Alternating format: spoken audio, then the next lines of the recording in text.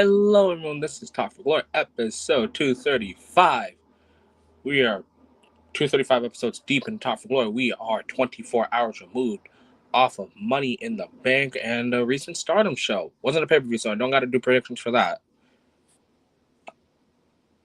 We are 24 hours away from Monday Night Raw. But here, in this moment, if you're living in the now, then it's time for Money in the Bank review. But before we talk about that, introduction is always a must. I'm an before. Unfortunately, Smoove couldn't make it for this one. But here I am to bring you Money in the Bank 2025 review.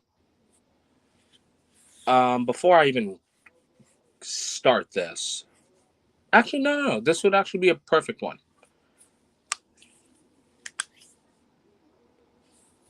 The 4-5 match layout deal, I'm not mad at. I'm not mad at the whole, there's only 4 or 5 matches on the card. My problem stretches out to if you have 4 or 5 matches on the card, I don't think the pay-per-view should be ending close to midnight. If anything, you could start it at 7, end it at 10. But I don't know. It just felt like the matches that, if this were like a 10-match card, would probably go like 8 minutes. Just felt like, oh yeah, because we've only got 4 or 5 matches, we're just gonna give you all this extra time. Which all this extra time doesn't piss me off if the matches are entertaining. But this Money in the Bank was kind of weak. Me and Smoove were like just texting each other throughout the show, and I'm not gonna say, oh, due to the matches, it was weak. Honestly, my problem with the pay-per-view was the crowd. Like, where was the enthusiasm? Where was the fire? Where was the excitement? Hey, Weeb, what's up, man? Like, when I go to WWE shows, I know that the person next to me is excited to be there. The person one row down from me is excited to be there. The person behind me is excited to be there. But like the people like in the front and like a good couple rows just were just there to be there, not really happy to be there. Now I could be misinterpreting. I don't know. Just like the crowd plays a huge factor for me in wrestling, and the fact that they didn't really pop off the way I would have liked really kind of set the tone for me for the pay-per-view. Speaking of setting the tone, let's start us off with the Intercontinental Championship, Dominic Mysterio versus Octagon Jr., with Dom retaining the IC title. You know, I gotta first admit, I didn't know jack shit about Octagon Jr., but after this match, I want to know more.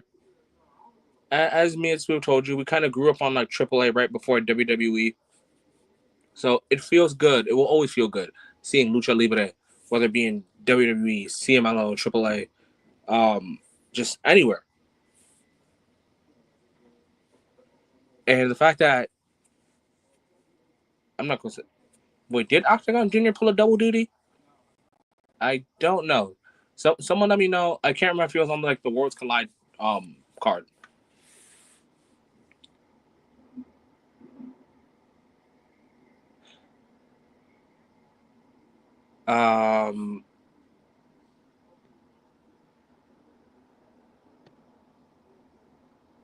Damn. Well, that's a troll comment that I'm going to ignore.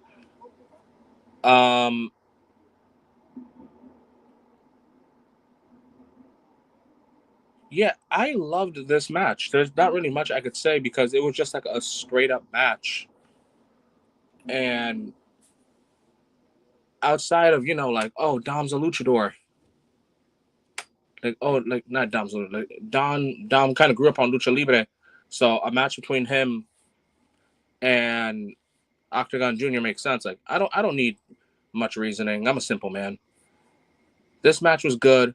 Do I want to see more AAA? Honestly, yes. Yes, I do.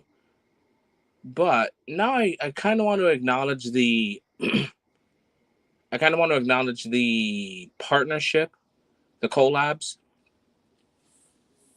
The writing was kind of on the wall, and I remember talking to, I believe it was Sami from BTBC. Go check them out real quick. That why are we having NXT versus AAA when in all reality what we could have gotten was a NXT NAAA Worlds Collide. You know, some AAA, some TNA, some NXT. Also, Denver, I'm glad you're happy that Truth is back. That first part, though, I'm ignoring.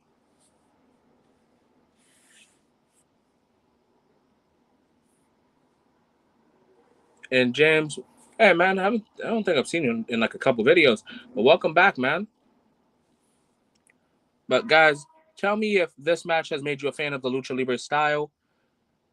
I, for one, would now love to see Dominic Mysterio do more AAA shows, or just I guess do shows in Mexico.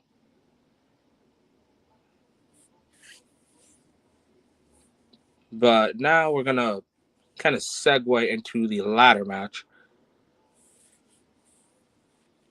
So it was Alexa Bliss versus Rhea Ripley versus Roxanne Perez versus Julia versus Naomi versus Stephanie McCurr, with the winner being Naomi.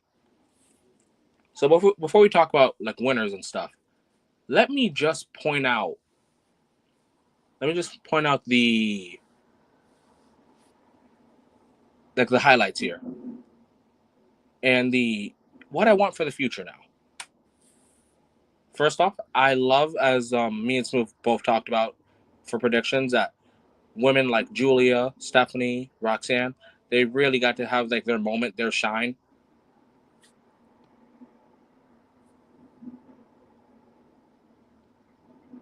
And I'm hoping the next is Worlds Collide with Marigold, Noah, TNA. I'm gonna assume you meant Triple A or a TNA show. I don't know. Does TNA have their own Worlds Collide? Someone let me know. But this match like was almost match of the night for me. But some of the things I was looking forward to here. Oh wait, I'm losing my train of thoughts here. Actually, you guys are very active. I love that. Thank you. But I love that women like Roxanne, Julia, and Stephanie got to like really shine here.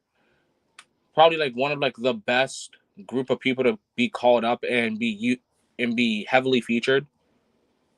There's a couple matches now that I kind of want to see now. Like for example, I really want to see Roxanne Perez versus Naomi. I really want to see Julia versus Rhea Ripley. Stephanie McCurr versus Julia as well. Alexa Bliss versus Roxanne Perez.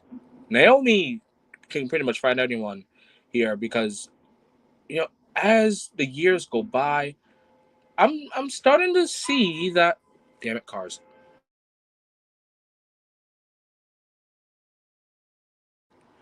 I'm starting to see that on first glance, not a lot of people are like, oh, Naomi's like top 10, top 20.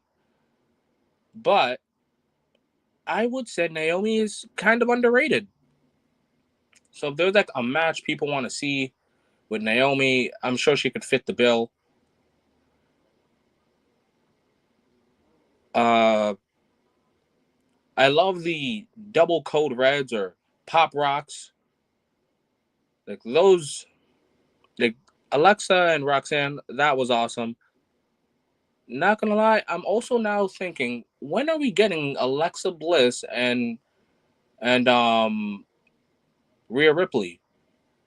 Like I know that was it may have been like nothing, but ever since Elimination Chamber in, I believe,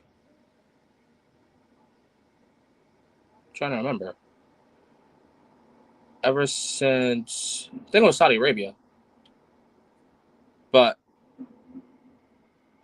ever since that, I remember during Rhea Ripley's entrance, like Alexa Bliss was giving her the death stare. And I just thought, Alexa Bliss and Rhea Ripley. That is a match, a feud, a story I can get behind. So it's 2025. There's a good chance. There's a good chance that it's possible. This Money in the Bank definitely showed it. So you guys let me know. Would you guys like to see a feud between Alexa Bliss and Rhea Ripley? Also, I'm pretty sure this would be like a first time.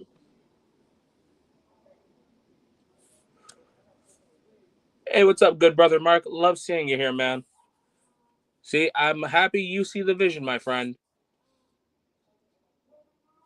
Or make them a tag team. Okay. See, this isn't a stardom. This isn't a stardom episode, but you have plans, and I see your vision, my friend.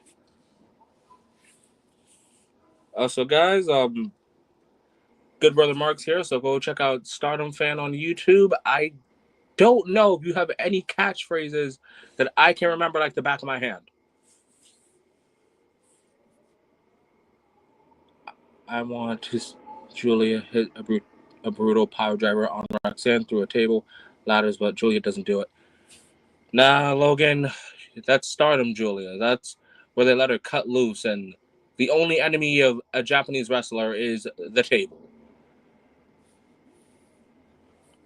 But that would be badass. Can you imagine if WWE started using Japanese tables?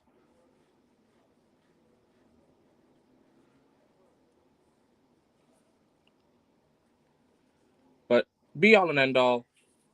Favorite spots is the stare down between Rhea Ripley and Alexa Bliss, the double code reds, the insane number of not ladder spots, the insane number of like ladder bumps where people got pushed off. But behind all the chaos, the winner is Naomi. And I love this. I love this because there's not a lot of times where the fans say, I think this person should have won this match. And instead of giving them a pointless win, they go higher. The thing I'm talking about is maybe like 2 days, 3 days after WrestleMania. A lot of people were saying, Naomi probably should have won against Jade Cargill. And here we are at Money in the Bank, because who needs a win at WrestleMania when you become a champion whenever you want? Congratulations, Naomi. Can't wait for you to be champion. Please end Tiffany Stratton's title reign. Now let's go on to more women's matches as we talk about for the Intercontinental Women's Championship. It is defending champion Lyra Valkyria versus the man Becky Lynch. Also 2019 Top for Glory Superstar of the Year. If you guys haven't seen the community tabs, I decided to post out all of our previous winners. So let me know, who do you think will be 2025 Superstar of the Year? But this match was pretty technical. I've come to accept that when you give me Lyra versus Becky, it's just going to be a technical match where these are not the only two. There's maybe 5 or 6 wrestling matches where I'm okay with the ending being a roll up. But I was so okay with the finish here, just because it didn't feel like bullshit. It didn't feel like, oh, it's a desperate attempt. Lyra won with a roll up. Becky won with a roll up. You guys can say controversial, but The ref didn't see it, so neither did I.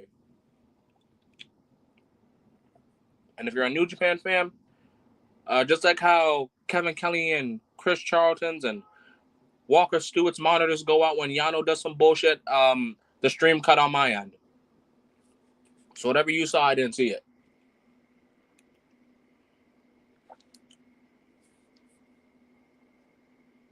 But honestly, I'm glad that Becky won with the roll-up here because I need round 3 to be a submission match. Like, straight-up submissions. Ankle locks, arm bars, headlocks, the works.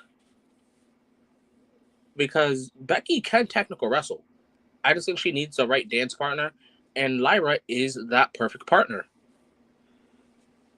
And although Lyra doesn't really have submissions on deck,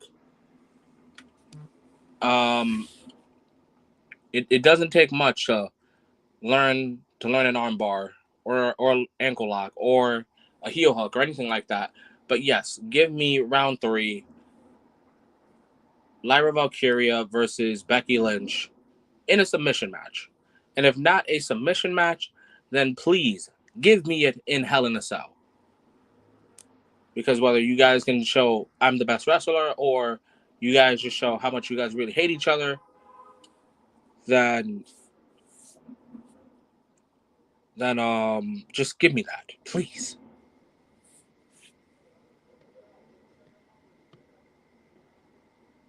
There's not really anything that like stands out to me in the match though. Not in a bad way, but just it's a wrestling match. It's a wrestling match that I think many people would enjoy. First watch, second watch. But now we have a new women's intercontinental champion. And like Smoove said, maybe Becky will be able to elevate the belt to newer heights, similar to previous people. Me personally, I enjoyed Lyra's run for what it was. Kind of went too long. I wish she lost it to Dakota Kai, but Becky Lynch is a good second option. Congratulations, new champ. Now let's see in December if you're top Florida Women's Wrestler of the Year again. Speaking of wrestling and ruining it, I guess. Co-main event here. It is former tag team champions Cody Rhodes and Jey Uso. I don't even think we ever got an official name for this tag team. But versus what I like to call YouTube and Hollywood, John Cena and Logan Paul, with the winners being Jey Uso and Cody Rhodes.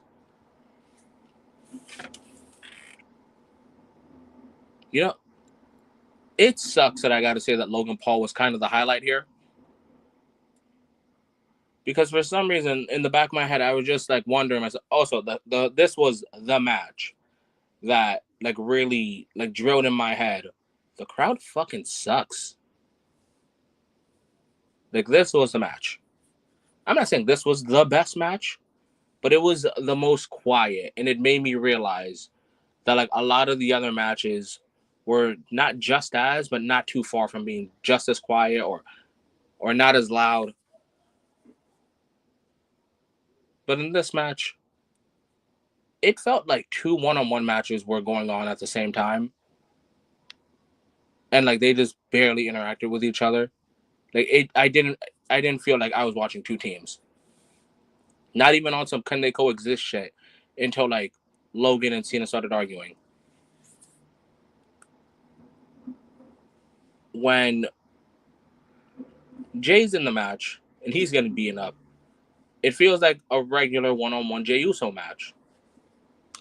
When Cody got in, did this whole hot tag and stuff, it just felt like he was doing a comeback spot that he would do in a regular one-on-one match. And I just didn't feel any teamwork on both sides. Like, I'm not saying I need both guys to be established tag team wrestlers, despite everyone here minus Logan Paul winning tag titles. Actually, no, Cena probably should have like had more experience as a tag team competitor, as the number of tag team partners he's had. Same thing with Cody Rhodes. Guys, let me know who has had the crazier set of tag team partners. John Cena's tag team history is Shawn Michaels, David Otunga, The Miz, and Batista. Um, yeah, so he's a 4-time tag team champion. And if I'm wrong, if I'm missing someone, comment down below. Or is it Cody Rhodes with, or is it Cody Rhodes with the history with Goldust, Ted DiBiase, um, I forget this dude's name, Damian Sandow. I know they never won tag titles, but Cody Rhodes is one hell of a tag team wrestler. And Drew McIntyre. So I believe that Cody and John Cena are both 4 for 4 on tag team partners. But yeah, who has had the crazier set of tag team partners in their careers? Also, personal highlight for me, Logan Paul hitting that moonsault across, not across the ring, but like like halfway through there. Dude really gotta pop out of me. Reminded me of Shawn Michaels always doing the moonsault on someone on the announce table. Love that as a kid. Love seeing it now, whether it be in WWE or somewhere else.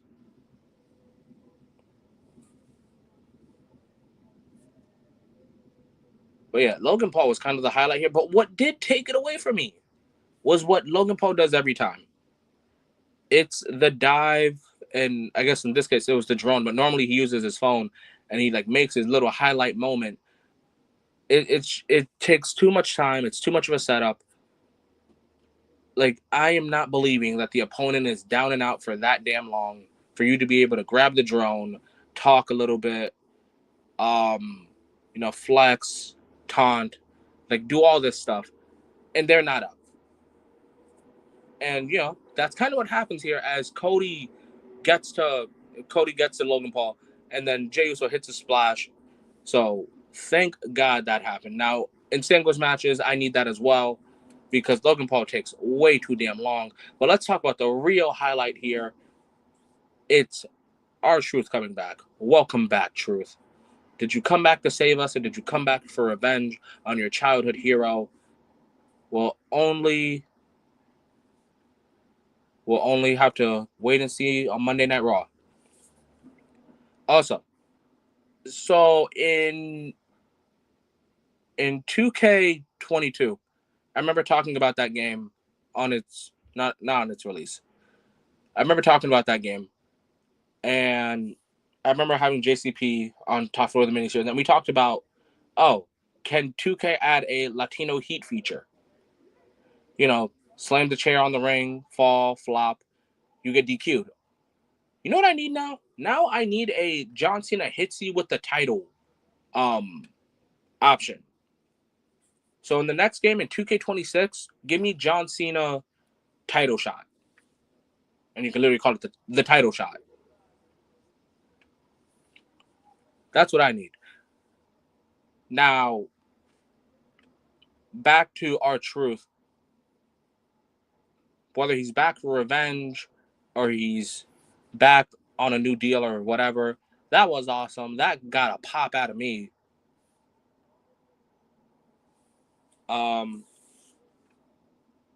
Yeah, I don't know what's going to happen next. And I think that's exciting because R-Truth is one of the more so entertaining guys, in my opinion. When I watch an R-Truth segment, match, or whatever, he gets a smile, he gets a crack, he gets a laugh out of me. Like, he gets all these things out of me. Do I ever need to be WWE champion? No. But Truth spending this much time in this long story with Cena, I'm not saying have him beat Cena, but I wouldn't mind in a non-title match for R-Truth to like roll up Cena. I'm just saying I wouldn't mind that. I wouldn't mind that at all. Welcome back, Truth. Also, the winners are Cody and Jay. Like, that's important. Now we're about to hit the main event, guys. So thank you everyone that has been here. Our max total so far has been 6-7 viewers with a whole lot of comments.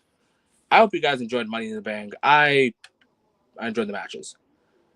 So we're about to hit the main event, guys. So as some/most of you know and probably have memorized. It's not a social media minute, but it's my cue to give you the heads up on what to do next right before we hit the main event, and that is follow the socials. One sec.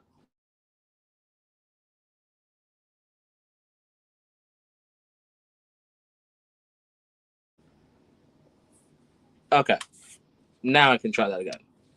Don't know, I got a notification, but you guys already know what to do. That is to follow the socials, and some of you guys have memorized this. Thank you for that.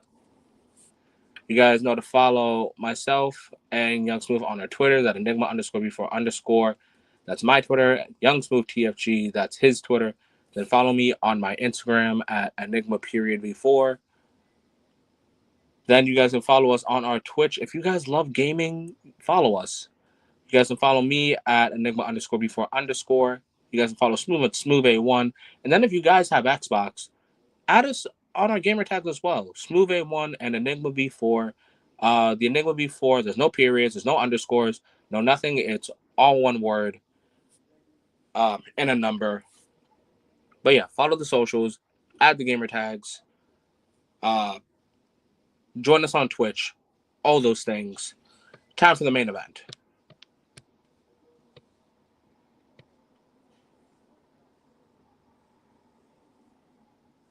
Damn, I fucking love you, Mark. Now it's time for the main event. It is the men's Money in the Bank match. It's Solo Sikoa versus L.A. Knight. Yeah. Versus Seth fucking Rollins. Freaking whatever. This ain't PG. Versus Penta. Versus totally not Chad Gable. El Grande Americano. And did I say Andrade already? But yeah, Andrade. And wait, I'm not gonna curse that much. But god damn it. This match was awesome. If you guys are wondering what match is going to get like the simulation, the best match, game simulation, it's going to be the men's. It's going to be the men's Money in the Bank. And where the hell do I start here? There was so much going on. First off, the comedy highlight, Solo. That dude was trying everything to be on everyone's good graces. But nobody was having any of it. Andrade continues to be the Money in the Bank highlight. I don't care if he never wins a Money in the Bank. I just need him in Money in the Bank every year. Because he is the highlight. Penta, he was showing his lucha libre. That Canadian destroyer, that Mexican destroyer, that flip pile driver, whatever you guys call this thing at this point, on a ladder by Penta to Andrade. That got me. El Grande Americano showing amazing core strength and pure balance. You know, stacking the ladder on that stacking, climbing the ladder outside on the turnbuckle to then making the ladder in the ring fall to form a perfect bridge to then get to, I forgot who it was, but that was awesome. That was like top 2, top 3 highlight moments of the night for me. To then,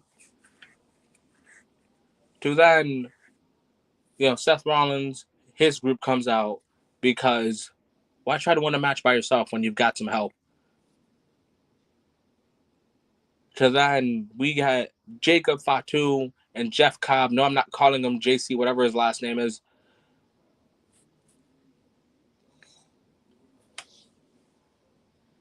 El Grande is almost as strong as Chad Gable. Hell yeah!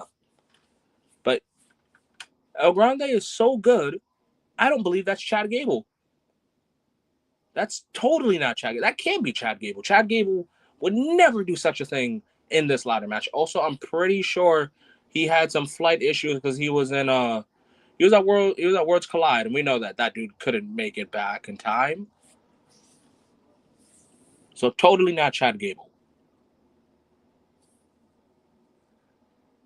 What was I saying? So yeah, both groups come out. Braun Breaker speared the shit out of Jeff Cobb. Jacob Fatu delivering a Samoan, there we go, pop-up Samoan driver. That got me immediately, because, all right, you can drop anyone, but to drop Bronson Reed, the Juggernaut, the Kaiju, that takes strength. And just when we thought, you know what, we finally see it, Jacob loves Solo again. That man said, "Psych, do you hear this crowd? I'm over as shit. I'm not being in your shadow anymore." So then it leads to two people. It leads to a lot of people's predictions, and then it leads to everybody saying it should be LA Knight. Because, let's be real, Seth is great. Seth is amazing. Definitely a Hall of Fame. But does Seth Rollins have the shoes of a champion, the jeans of a champion, the jacket of a champion? For you guys that know that joke, I'm happy you do. But everyone knew that it was LA Knight's game. Except WWE themselves, because it ended up being Seth Rollins joining the class of elites on holding a Money in the Bank briefcase twice. So now Seth Rollins, The Miz, Edge, CM Punk. Congratulations, Seth Rollins, on holding this briefcase twice. I hope you make as much history. I hope you have as much success as you did the first time and don't blow out your knees.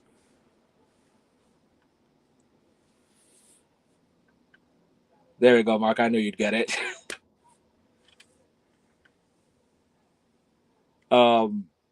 Seth Rollins is an amazing talent. Is he good enough to do this without a briefcase? Yes. But guess what? Seth Rollins is also good enough to win a ladder match. So it kind of balances out. So congratulations, Naomi. Congratulations, Seth Rollins, on being Mr. and Miss Money in the Bank. Hope both successful as cash-in. Let's bring that back. Let's bring back successful cash-ins. I miss it being 99.9% chance that you will succeed. I forgot what the number was, but the fact that it's like 60 or 70 something percent chance is insane to me now. Like, I grew up thinking Money in the Bank was basically the championship itself. Because it's just that damn easy to win. Anytime, anywhere. Hell, you might even catch your opponent sleeping. But, guys, that was everything. That was Top for Glory's Money in the Bank 2025 review. What's next, you may ask? Might be covering a Stardom pay-per-view. Might be doing that. Because it is the conversion, and although that pay-per-view gives emotional damage, it's a podcast, it's a wrestling show, we're a podcast, you know the deal, you know what we signed up for. So be on the lookout for that. It'll probably be on Spotify / Apple Podcasts. But this is WWE right now, so you guys will just have to turn on your post notifications, drop a like, drop a sub, comment, join the live streams like good brother Mark has. What was your favorite moment, match of the night? If you didn't like anything, that's perfectly fine. It's not that deep. And if you ever do take wrestling that deep, I suggest you get some therapy. But you guys already know Top for Glory's best message. You guys need to listen to it. It is to stay safe, have a great day and or night. Maybe you guys should memorize this, but most importantly, enjoy wrestling, guys. Have a great night. And again, I hope you enjoyed Money in the Bank.